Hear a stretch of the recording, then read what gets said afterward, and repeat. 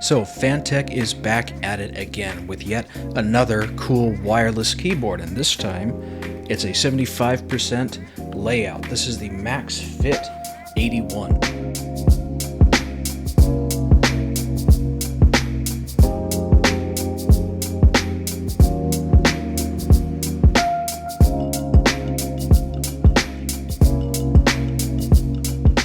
Being a 75% layout, this is a really good balance between functionality while still keeping the footprint relatively small on your desk, leaving more room for your mouse pad or whatever else you want to put on your desk. Now the MAXFIT81 is hot swappable, which means that you can swap out the switches really easily with a switch puller. This one was sent to me by Fantech with Gateron V2 Pro yellow switches, which are all pre-lubed. The GAT V2 Pro yellows are a really nice balance between having a good typing experience while also being really usable for gaming.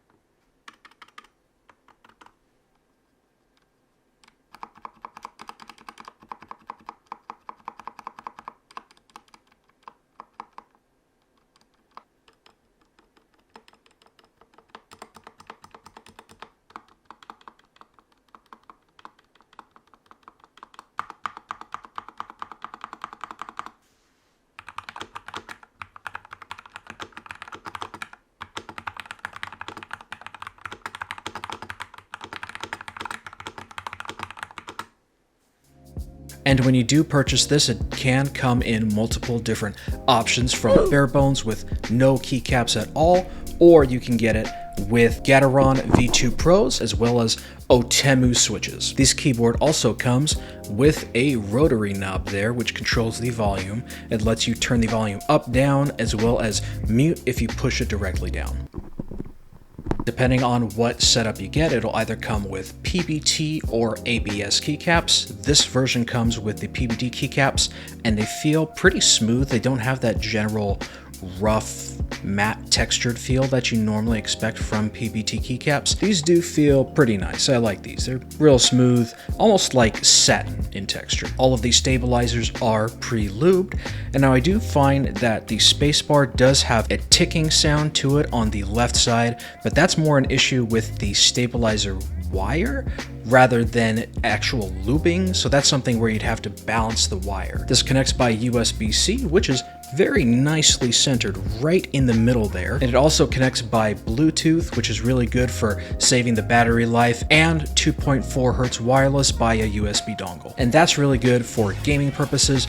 I ran this on the 2.4 Hz wireless through probably 20 games of Overwatch, and no hiccups or anything like that. The wireless felt really good with the 2.4 Hz. And hey, if you like this content, consider subscribing and liking the video. It helps me out a ton. I love doing these videos. If you could do that for me, that'd help me out a ton. You don't want to make Chroma sad, do you? Come on, like and subscribe. It'll make him happy too. But back to the keyboard. This keyboard has a ton of LED lights on this thing. This is a light show for sure if you're someone that really likes to get that RGB going on your desk. The case is transparent, but it's not quite translucent, so it doesn't diffuse the LED diodes particularly well. Despite being a plastic case, this is actually pretty heavy. It comes in at just about 1 kilo on my scale, and it feels pretty hefty for a plastic keyboard. It does also come with some legs on the back here if you want to increase the typing angle, and it's 2 angles, so you have 2 options there if you want to increase the elevation of the keyboard. Now the plate on this thing is a little weird. It's not aluminum like you typically see on a lot of keyboards. This is actually FR1, the same material that they use to make PCBs from. It's a pretty interesting material to use because it does have a little bit of flex, and because the plate isn't fixed to holes in the bottom of the keyboard case, it does have a little bit of give to it when you type on it. It is gasket mounted. However, the gaskets on this are a pretty hard rubber and they don't have much give. So those gaskets will reduce the amount of reverberation, and it's very subjective whether or not that's something that you want in a keyboard anyway. Pulling it apart, there is a very nice layer of foam between the top plate and the PCB, and it's really well implemented. It fills out the space completely, really thick. That's a very nice plus to have out of the box. Then getting underneath that, of course, you've got the battery, but also there is another layer of foam. However, it is super thin and flimsy, and it's nice that it's there. I'll say that. But it doesn't actually do anything. What you could do is keep that layer of foam, and if you have something thicker, or maybe if you've got another layer of foam that you can cut out at home, just use that, trace it out, cut it out, and add that into the bottom of the case along with that foam. Now, really the most interesting thing about the MAXFIT81 is gotta be the little OLED screen here, which is customizable and programmable. I mean, look at that. Got a gecko on it. It's very functional. It can show time, the battery life on the keyboard itself. But what I personally like the most is that you can add your own GIFs, GIFs, whatever. It's a fairly straightforward process. You can hand draw each frame by frame if you wanted to do your own.